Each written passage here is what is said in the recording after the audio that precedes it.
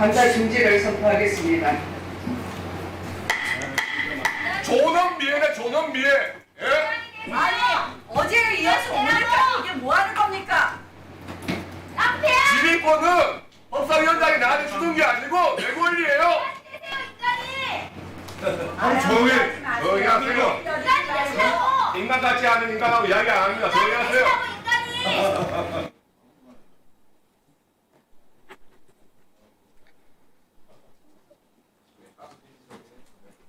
네, 위원님들께서 보셨다시피 대단히 참담한 상황입니다. 오늘 이 회의의 방해는 사실 저에게는 매우 공포스러웠습니다. 사실은 그 공포감을 이 자리가 워낙 엄중한 자리, 책임감이 있는 무거운 자리이기 때문에 개인이 아무리 공포를 느낀다고 해도 그것을 표현하기는 또 쉽지 않은 자리입니다. 그 법사위원장이 공포스러우면 우리 질서를 어디서 질서를 복구할 수 있는 힘을 또 찾겠습니까? 그래서 저는 공포나 이런 것들을 그 감정마저도 표현하기 어려운 자리에 있는 것인데요. 의도적 파행 유도를 반복적으로 해왔고, 지난 어제의 그 국정감사장에서도 역시 아까 폭언과 이 위화적인 행동을 반복적으로 했던 곽규택 의원이 지속적으로 위원님들이 질의 시간을 가지고 질의를 하면 본인의 그 판단이나 생각과 배치되는 발언이 나오면 즉각적으로 반응을 하면서 해당 위원들에게 반말이나 또는 조롱 섞인 말로 발언 방해를 한다든가 의사진행 방해를 하면서 특히 옆에 앉아있는 나경원 의원과 함께 지속적인 소란을 내면서 거의 증인의 발언이나 위원님들의 질의 내용이 저에게 들리지 않습니다. 사실은 마이크 음으로 국민들은 방송을 통해서 들으실 수 있지만 이 가장 가까이 앉아있는 저는 거의 위원님들의 질의 내용과 이 관계자들, 피감기관이나 증인 또는 참고인의 발언 진술을 자세히 뚜렷하게 듣지 못합니다. 두 분이 워낙 지속적으로 방해를 하고 그렇기 때문에 그래서 제가 사실은 그걸 듣지 못하면 진행을 원활하게 해낼 수가 없습니다. 뿐만 아니라 이 자리에는 국회 내에 최고령자이신 박지원 의원님이 계시는데 때로는 직격을 합니다. 반말로 당신이라고 한다든가 그런 그냥 성명을 바로 불러버린다든가 하는 그런 매우 무례한 짓을 하는데 사실 저에게도 뭐 아까 이 최혁준 의원님께서 그런 표현을 했었는데 제가 들은 말을 사실은 제가 토해내기가 대단히 거북하고 민망합니다. 어제 대법원 국감에서는 의도적으로 국감 방해하면서 오늘과 유사한 말을 뱉었습니다. 정신 차려라 라든지 또는 제가 대응을 하지 않으려고 이렇게 저의 문건을 읽고 있으면 그걸 빤히 쳐다보면서 그거 읽히기는 하냐, 읽을 줄은 아냐 하는 그런 비아냥을 지속적으로 반복한다든지 오늘도 역시 아까 그 소란 속에서 들으신 것처럼 정신 차려라, 기먹었냐, 학교는 안 다녔냐, 꿀리는 게 있냐 등등 평상시 제가 어디 가서 들어본 바가 없는 말을 반복적으로 사실 여기 뭐 거리가 1m 조금 남짓됩니다만 지속적으로 하는 것이죠. 그래서 그런 비아냥과 조롱성 발언을 지속적으로 들으면서도 제가 그냥 이것을 그냥 반응을 하면 회의가 깨질 것 같아서 지금까지 며칠간 참아왔습니다.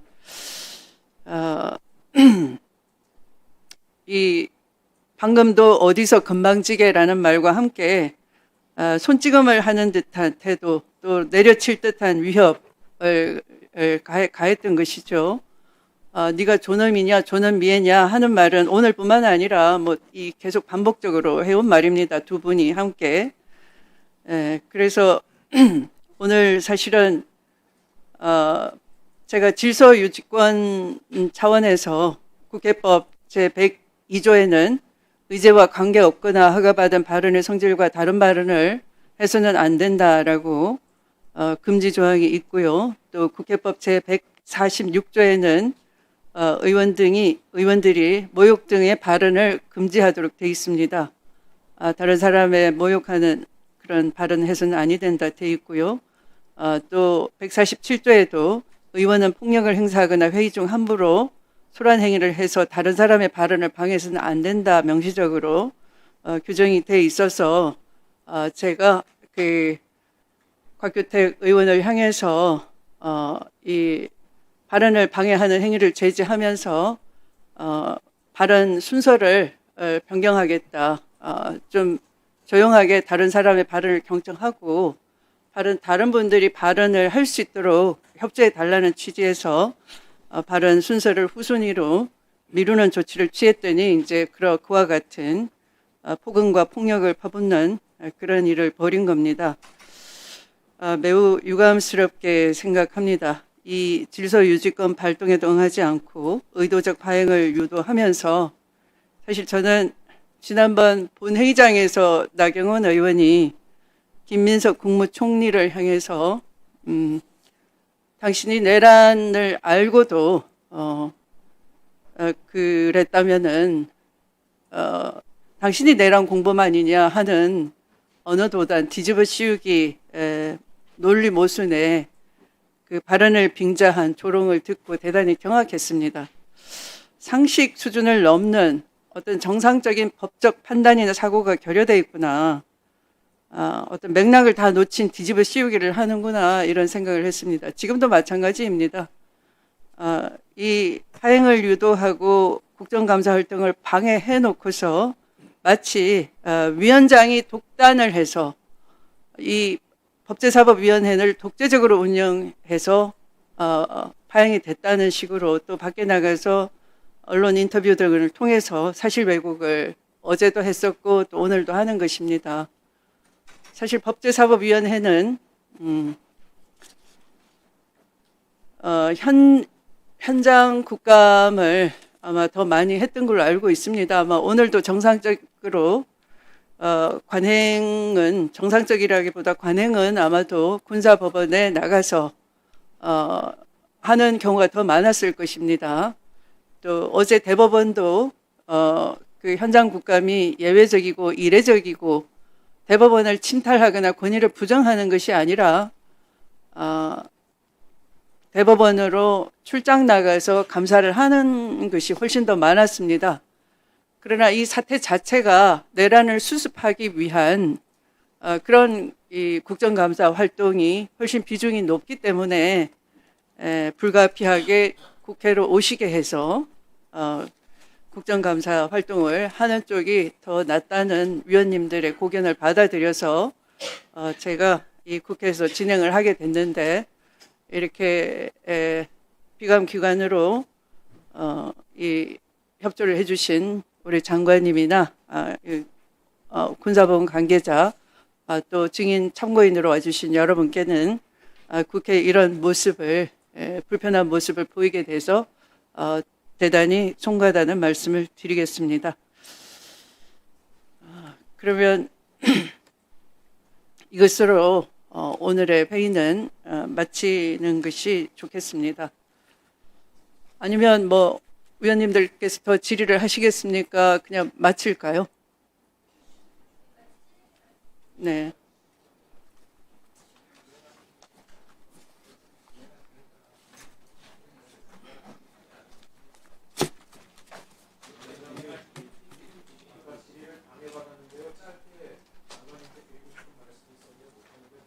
네, 그렇게 하시죠. 네.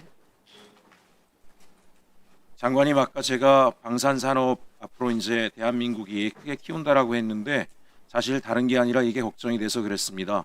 윤 정부가 들어서서 군사기밀 유출이 급격히 늘어나고 있었고 이것이 대한민국이 어렵게 투자해서 방위 산업을 키웠는데 그 기밀이 다 유출돼 나가면 손실이 크지 않겠습니까? 그렇습니다. 예. 예. 근데 이제 저는 그런 차원에서 방첩사를 개혁한다라는 것이 큰 의미가 있는 게 그 이번에 개혁을 하실 때 사실 군이라는 조직이 다 같은 학교 출신들이 많고 위계가 강하지만 그래서 서로 감싸주지만 저는 내란에 가담했던 세력들은 확실하게 척결을 했으면 합니다. 왜냐하면 사람이 나쁜 일을 한 번 하는 것은 어렵지만 한 번 했던 사람이 두 번 하는 것은 쉽습니다. 그래서 어찌 보면 내란에 가담했던 사람이 다시 또 이 군사기밀 유출이나 이런 걸 통해서 자신의 사익을 취할 가능성이 높다라고 생각을 하고요. 그렇기 때문에 오늘도 이 상황을 보지 않으셨습니까? 전혀 반성이 없는 상황들. 그리고 국민의힘이 그 내란 세력이 정부 부처에 남아있는 걸 비호하는 이유는 결국은 같은 거라고 생각합니다. 제가 기재부의 문제도 얘기했지만 우리 최상목 그 차관이나 최상목 부총리하고 그 측근들이 박근혜 정부 국정농단에 기여했다가 탄핵이 되니까 해외로 도피했다가 다시 와서 윤 정부에서 국정농단을 하고 다시 또 탄핵이 되니까 해외로 또 도피했습니다.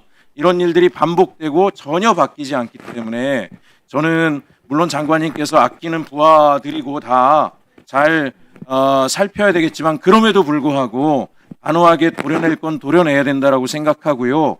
오히려 저는 원주에서 자라서 군사도시였고 군인들의 고충을 잘 압니다. 오지마을로 가족들 데리고 다니면 가족 전체가 굉장히 고통을 많이 받는데요. 그 사이에 윤 정부가 제대로 안 한 게 있더라고요. 군인들의 복지 환경들, 예를 들면 오래된 군인 아파트 개선이나 이런 거는 부지가 있음에도 불구하고 예산 편성을 안 해서 미루고 해요. 어찌 보면 내란에 가담했던 세력은 단호하게 도려내되 그런데 충실하지 않았던, 만약에 군이 다 거기 동의했으면 대한민국이 망가졌겠지만 충실하게 부대를 지키고 계엄에 참여하지 않은 참 군인들이 얼마나 많이 있습니까? 그 군인들에게 기회를 주고 복리를 개선하는 쪽에 장관님께서 확실하게 해주시고 방첩사 완전히 바꿔서 대한민국의 방산산업을 지킬 수 있는 진정한 그 보안 안전의 최고의 부대로 만들어질 수 있도록 그렇게 해주시기를 다시 한번 간곡히 부탁드립니다. 이상입니다. 네.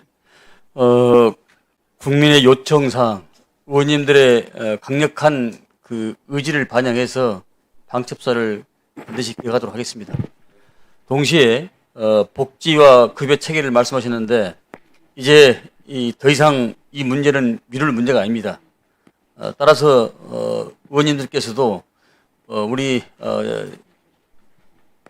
초급 간부, 연관급 간부, 또 장성단 할 것 없이 여러 가지 복지와 이 체계, 급여 체계를 일반 중견기업 이상으로 획기적으로 바꿀 수 있도록 그런 힘을 같이 실어주기 바랍니다. 네, 이상입니다. 이상입니다.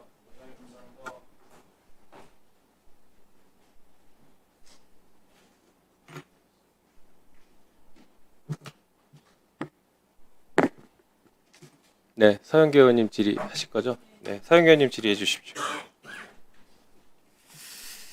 예, 저도 위원장을 해보았지만 저는 행안위원장 했습니다. 그런데 당시 문재인 정부 때였는데 야당이 참 많이 협조했습니다. 아주 잘했습니다. 예의 있게.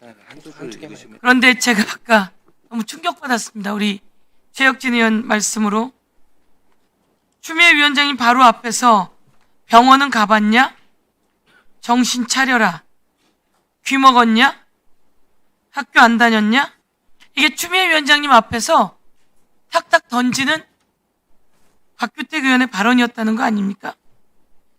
어젠가요? 그젠가는 뭐 꿀리는 거 있냐? 그래서 저희가 속기록에 확인했잖아요. 추미애 위원장님 앞에다 두고 뭐 꿀리는 거 있냐?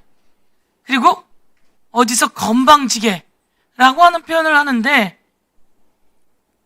곽규택 의원 나이 어립니다. 저는 위원장이 진행하고 있거나 들어야 하는데 계속 그런 발언을 했다는 거, 혼자서 계속 그런 걸 듣고 있었다는 거 너무 충격적입니다. 저희도 간혹 들리고 속기록에도 나와 있고 하지만 우리 박지원 대표님한테도 부인은 뭐하냐? 부인은 뭐하시냐? 뭐 이렇게 갖고 사모님 돌아가셨는데 그런 말 칙칙 내뱉고 던졌던 거 아닙니까? 그리고 반말하고 저한테도 마찬가지였죠. 이거 꼭 책임 물어야 된다고 생각합니다. 그런데 국민들께서 잘 모르실 것 같아서 제가 다시 한 번 더 이야기했습니다. 그 바로 앞에서 이야기한 그 내용. 우리 장관님, 네. 충격적인 이야기는 북한 평양에 윤석열이 드론을 띄우게 했다라고 하는 거 아닙니까? 네. 그리고 그 드론이 떨어져서 북한하고 일촉즉발이었는데 그 왜 띄운 겁니까? 한번 체크해봐 주십시오. 네. 드론을 북한에다가 띄운 것은 북한으로 하여금 그것을 빌미로 해서 공격을 하면은 그걸 기하로 합법적 계엄을 하는 것이 아닌가라는 그런 추측과 판단을 해봅니다. 그것을 기화로 전쟁 위기를 만들고 그걸로 비상계엄을 하려고 했다 이런 말씀이신 거죠. 합법적 비상계엄을 할 의도가 아니었나 이렇게 추측을 해봅니다. 저희는 국방위 하면서 군사법원 하면서 확신 갖고 있습니다. 윤석열은 그렇게 하려고 했던 자입니다. 그런데 다행히 전쟁 위기가 발생하지 않아 다행입니다. 제가 국방부 장관님께 꼭 부탁드리고 싶은 말씀이 있습니다. 육군에서 그 배상 관련해가지고 고동령 일병 국가 배상 결정서 이런 자료가 있습니다. 그 자료에 보면 되게 무례하게 저 이야기는 제가 그거 올려줘 보세요. 제가 현충원에서 한 어머님을 만났어요. 정말 마르고 초라해 보였습니다. 그런데 저를 보고 다가온 그 어머님입니다. 배봉석 일병의 어머님입니다. 근무하다가 허리를 다쳐서 나왔는데 우울증을 겪다가 돌아가셨습니다. 그분 때문에 보훈심사위원회가 그분을 공상과 사망으로 인정해 주지 않았지만 그 사건을 계기로 그것은 공상으로 순직으로 처리하게 되었습니다. 그런데 다른 분들은 저게 해당이 되는데 오히려 그분에게만큼은 해당이 되지 않아서 국립묘지에 못 들어간다는 겁니다. 저는 현충원에서 그렇게 그 아들을 떠나보내고 수년 동안을 헤매고 다니는 그 어머님을 보고 내가 꼭 도와드려야 되겠다. 그렇게 생각했습니다. 그리고 추적하다 보니 그 아들 덕분에 군에서 사망한 사람들은 공상이 되어서 순직으로 되고 국립묘지에 가는데 그 어머님의 아들은 국립묘지에 가지 못한 겁니다. 저는 법이 그분 때문에 시행이 됐습니다. 제가 태완이법 만들었는데 태완이법 때문에 됐는데 태완이법은 공소시효가 적용이 안 돼요. 참 아이러니합니다. 그렇지만 이런 거는 적용해 주셔도 되잖아요. 소급이 아니죠. 그렇게 해서 국가에서 일을 하다가 죽어간 그 장병들을 국립묘지에는 안치시켜야 그 어머니도 이제 길거리를 헤매지 않고 그 죽어간 그 장병도 잠이 들지 않겠습니까? 좀 다시 법을 살펴주시면 좋겠다 이렇게 말씀드립니다. 네, 의원님 말씀에 공감합니다. 그러나 현행법상 소급 적용에는 상당히 한계가 있는데 앞으로 더 많은 장병들이 순직이나 순국했을 경우에 보다 더 나은 여건을 보장할 수 있도록 검토 개선해 나가겠습니다.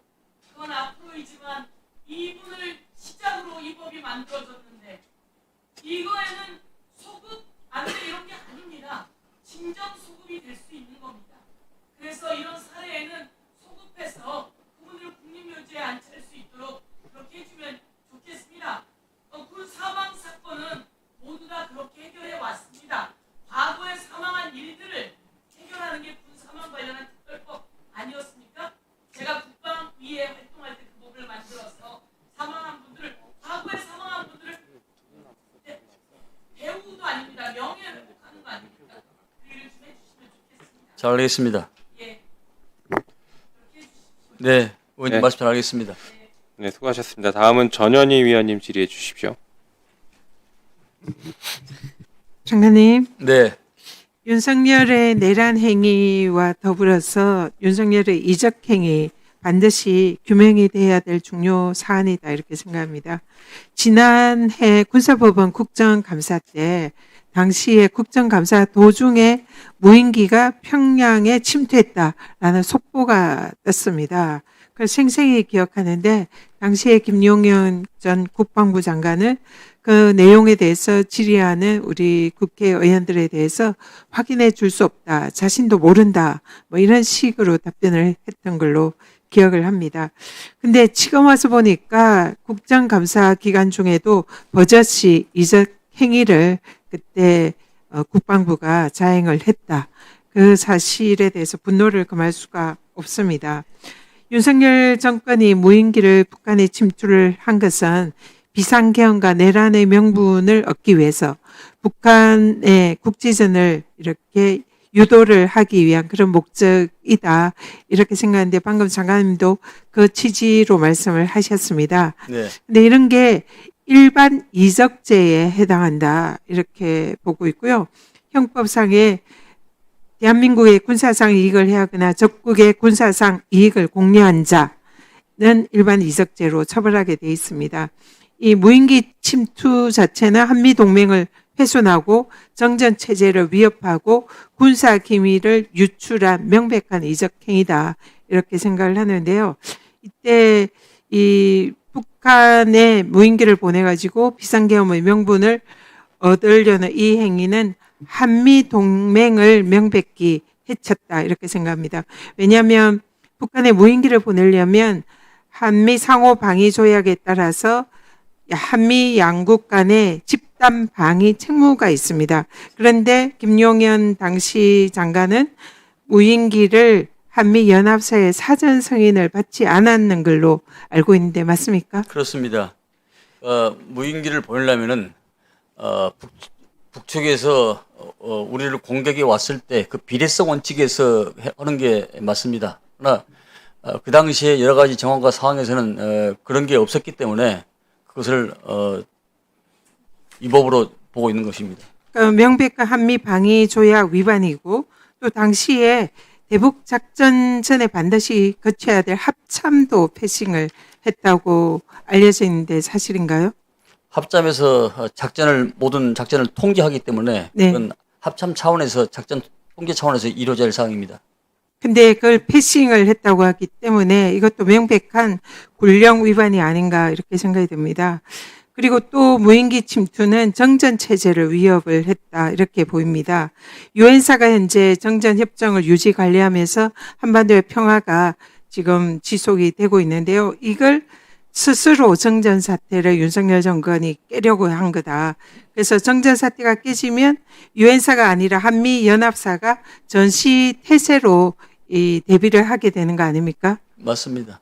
그러면 이런 실제로 전시 상태 전환이 이루어지진 않았지만 사실상 일촉즉발의 상태를 윤석열 정권이 유도했다 이렇게 볼 수 있는 거 아닙니까? 네, 동의합니다. 당시에 또 무인기의 비행 경로나 발사 지점 등 핵심 군사 기밀이 유출된 걸로 알고 있습니다. 이 평양에 당시에 추락한 무인기에는 비행 경로가 설정이 돼 있었는데 이런 우리 군이 설정한 최적의 왕복 궤적이 북한에 노출이 됐기 때문에 핵심 군사 기밀이 유출된 것으로 이것은 명백한 이적행위다.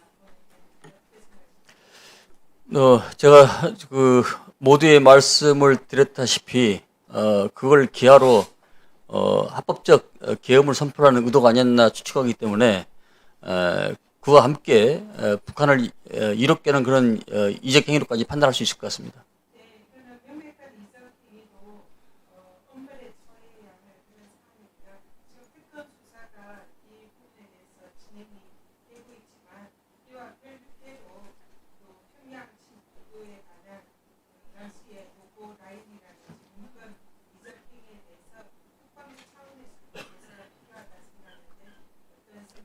네, 검토하겠습니다. 네, 수고하셨습니다. 마지막으로 박은정 의원님 질의해 주십시오. 네, 존경하는 전현희 의원님 그 질의에 제가 하나만 좀 덧붙이겠습니다. 예, 장관님께서 윤석열 이 드론 작전에 대해서 전쟁을 유발하려고 했다고 판단하신 것은 저는 정확히 맞다고 생각합니다. 왜냐하면은 당시에 드론 작전을 실행할 때 해킹에 대비해서 암호화 검증 절차를 거치지 않고 그 드론의 비행 경로나 원점이 북한에게 전부 노출될 수 있도록 했습니다. 그래서 북한을 자극해서 상호 충돌을 유도를 했습니다. 제가 보기에는 다행히 그 충돌이 되지 않아서 그 전쟁으로 이어지진 않았지만 저는 일촉즉발의 상황이었다고 생각을 하거든요. 그러니까 그런 관점에서 이 평양 드론 작전 전반을 점검을 하셔야 된다. 그렇게 생각합니다. 오늘 그 보도에 따르면 윤석열이 최종적으로 이 드론 작전 전체를 다 승인한 것으로 조사가 된 것 같습니다. 그렇다면 이것은 지금 전현 의원님 말씀하신 대로 일반 이적에 명백히 해당을 하고 아마 특검에서는 이 부분에 대해서 윤석열에 대한 그 영장이 아마 그 만료가 되면 추가로 이 부분은 당연히 영장이 발부가 돼서 그 재판이 진행이 돼야 된다. 그리고 이것은 정말 그 가장 중한형으로 처벌이 돼야 된다고 저는 생각을 합니다. 그리고 하나만 지금 그 가볍게 말씀을 좀 드리면 가벼운 건 아니지만은요. 진중문고라고 있습니다, 장관님. 네, 잘 알고 있습니다. 그 진중문고에 선정이 되면 출판사가 한 1억 정도 수익을 얻는다고 하고요. 그래서 지금 출판업계가 굉장히 부진한데 1억이라는 수익은 굉장히 높은 수익이죠. 그리고 9,900부 가량이 전군으로 배포가 됩니다. 근데 그러면 이것을 선정하는 과정이 매우 공정해야 되는데요. 그런데 2025년 올 상반기에 국방정신전력원에서 진중문고로 추천한 책, 에피소드와 사례로 풀어본 군과 언론 이야기, 이거는 누가 썼는지 장관님 모르시죠? 네. 이거는 국방정신전력원장 본인이 썼다고 합니다. 그러니까 본인이 쓴 것을 본인이 추천을 한 겁니다. 셀프로. 그래서 다행히 선정되지는 않았지만 이거 외에도 계속 부적절한 책들이 계속 추천이 되는 것 같고 그래서 끝내 선정되는 경우도 발생을 하고 있는데요. 한번 올려봐 주세요. 윤석열 정부 출범 이후에 극우 성향 단체인 리박스쿨 관계자나 극우 단체 출판사의 책들이 상당수 포함된 사실이 확인이 됩니다. 이런 것이 과연 진중문고의 취지에 맞는 것인지, 이 장병들에게 읽히게 하는 게 맞는 것인지 장관님께서 처음부터 좀 검토를 해주셨으면 좋겠다라는 생각이 들고요. 지금 보시는 바와 같이 이게 진중문고에 그 추천이 된 책들인데요. 이게 리박스쿨 관계자나 극우 출판사가 관계된 것입니다. 선정이 되기도 하고 안 되기도 했습니다. 올해 6월에 제가 할아버지가 들려주는 6.25 전쟁 이야기라는 도서가 진중문고에 선정됐을 당시에 이 부분을 또 지적을 했었습니다. 이 추천사를 보시면 온통 극우 인사 투성이입니다. 그래서 작년 8월에 폐기가 된 것으로 알고 있는데요. 작년에는 우리나라 금년 8월입니다. 금년 8월에 폐기가 됐는데요. 우리는 나라를 이렇게 지켰다. 작년에 이런 도서도 또 진중문고로 선정됐다가 폐기됐습니다. 이 둘의 공통점은 국방부 내부 추천이었는데요. 그래서 이 훈령에 문제가 있어가지고 제가 문제 제기를 했더니 훈령을 바꾸셨는데 국방부 내부 추천이 가능한 것으로 바꾸셨어요. 내부 추천을 하지 않는 이것을 지키라고 했더니 이제는 내부 추천이 가능한 것으로 만들어서 이 극우 인사들이 추천하는 것이 오히려 합법화되는 이런 문제가 발생을 했습니다. 훈령을 잘못 개정하셨다고 저는 보거든요. 장관님, 이 진중문고 관련한 훈령. 네, 그 진중문고에 대해서 한 말씀을 좀 드리겠습니다. 답변을 드리겠습니다. 매년 진중문고에 대해서 매년 지적사항이 나오는 건 사실입니다.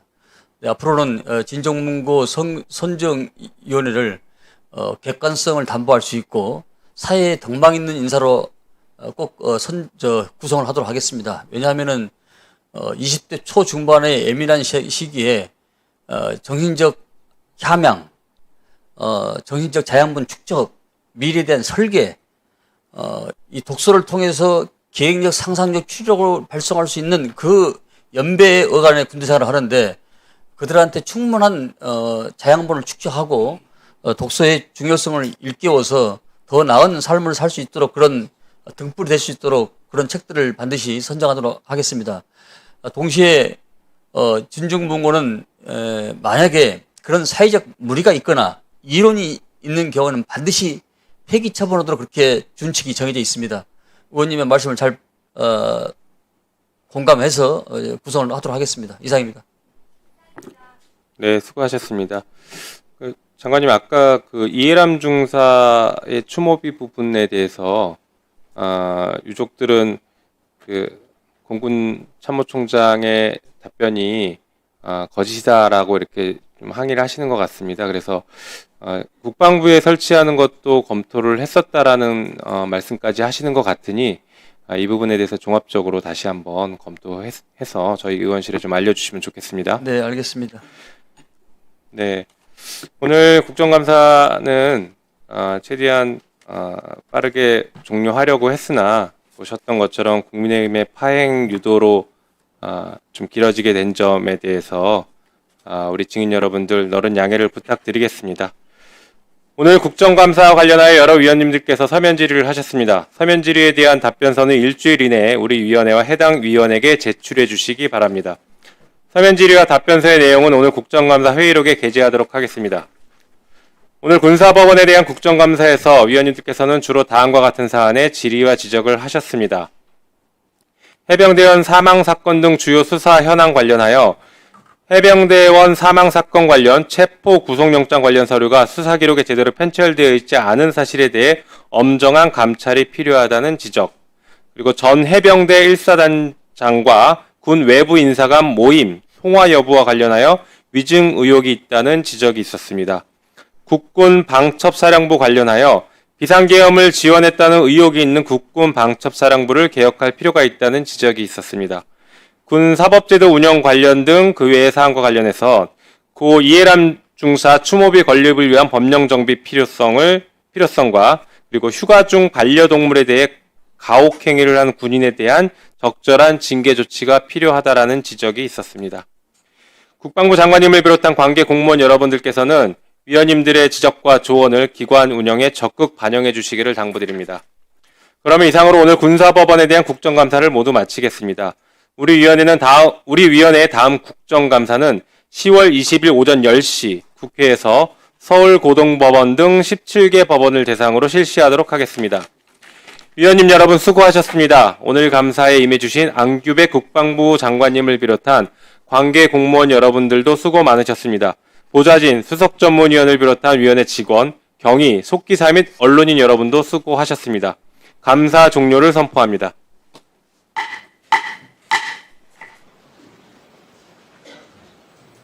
오늘 오후에는 국회에서 군사법원에 대한 국정감사가 예정되어 있으므로 위원님들께서는 국정감사가 효율적으로 진행될 수 있도록 협조해 주시기를 부탁드리겠습니다. 국정감사에 앞서 한 말씀을 드리겠습니다. 먼저 그동안 국정감사 준비를 위해 수고해 주신 김상환 헌법재판소장님, 손인혁 헌법재판소 사무처장님, 지성수 헌법재판연구원장님, 그리고 관계 공직자 여러분들의 노고에 대하여 법제사법위원회를 대표해서 감사의 말씀을 드립니다. 국정감사는 국회가 국가기관 운영 전반에 관한 실태를 파악하여 입법활동과 예산안 심사에 반영하고 국민의 대표인 국회의원이 정책 집행 과정에서 드러난 문제를 오늘 오후에는 국회에서 군사법원에 대한 국정감사가 예정되어 있으므로 위원님들께서는 국정감사가 효율적으로 진행될 수 있도록 협조해 주시기를 부탁드리겠습니다. 국정감사에 앞서 한 말씀을 드리겠습니다. 먼저 그동안 국정감사 준비를 위해 수고해 주신 김상환 헌법재판소장님, 손인혁 헌법재판소 사무처장님, 지성수 헌법재판연구원장님, 그리고 관계 공직자 여러분들의 노고에 대하여 법제사법위원회를 대표해서 감사의 말씀을 드립니다. 국정감사는 국회가 국가기관 운영 전반에 관한 실태를 파악하여 입법활동과 예산안 심사에 반영하고 국민의 대표인 국회의원이 정책 집행 과정에서 드러난 문제를 지적함으로써 헌법이 국회에 부여한 입법 기능, 예산 심사 기능 및 국정 통제 기능 등을 효율적으로 수행할 수 있도록 하는데 그 의의가 있습니다. 헌법재판소 사무처장님을 비롯한 관계자 여러분께서는 이러한 국정감사의 취지를 충분히 이해하시고 위원님들의 질의에 성실하게 답변해 주시기를 당부드립니다.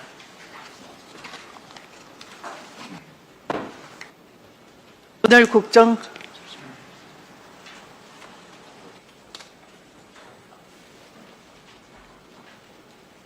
앞서 말씀드린 대로 오늘 오후에는 국회에서 군사법원에 대한 국정감사가 예정되어 있으므로 오전 중에 모든 위원님들께서 질의를 할 수 있게 질의 시간을 5분으로 하고자 합니다. 질의 준비에 차질 없도록 해 주시기 바랍니다.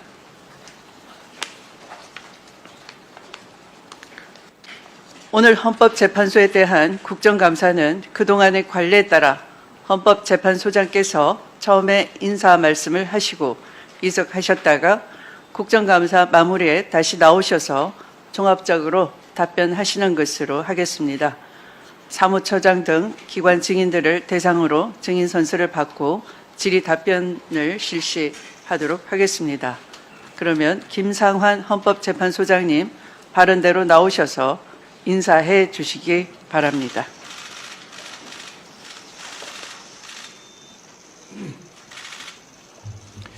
존경하는 국회 법제사법위원회 추미애 위원장님과 위원님 여러분, 국민의 대표로서 국민의 뜻과 바람을 다양한 국정 영역에서 실현하고 계신 위원장님과 위원님들의 노고에 존경과 감사의 말씀을 드립니다.